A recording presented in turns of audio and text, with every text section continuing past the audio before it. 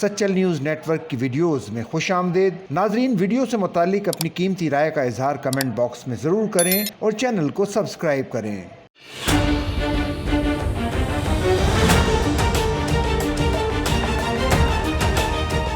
وفاقی وزیر داخلہ محسن نقوی نے کہا ہے کہ افغان سٹیزن کارڈ ہولڈرز کی وطن واپسی کے لیے صوبوں کے ساتھ مکمل تعاون کیا جائے گا۔ تفصیلات کے مطابق وزیر داخلہ محسن نقوی کی زیر صدارت افغان سٹیزن کارڈ ہولڈرز کی واپسی کے حوالے سے اعلیٰ سطح کا اجلاس ہوا، جس میں کارڈ ہولڈرز کی وطن واپسی کے سلسلے میں لیے گئے اقدامات کا جائزہ لیا گیا۔ اس موقع پر محسن نقوی نے کہا کہ غیر قانونی غیر ملکیوں کی وطن واپسی کا پروگرام IFRP-1 نومبر 2023 سے جاری ہے اور اس پروگرام کے دوسرے مرحلے میں افغان سٹیزن کارڈ ہولڈرز کو 31 مارچ تک رضاکارانہ طور پر پاکستان چھوڑنے کی ڈیڈ لائن دی گئی ہے۔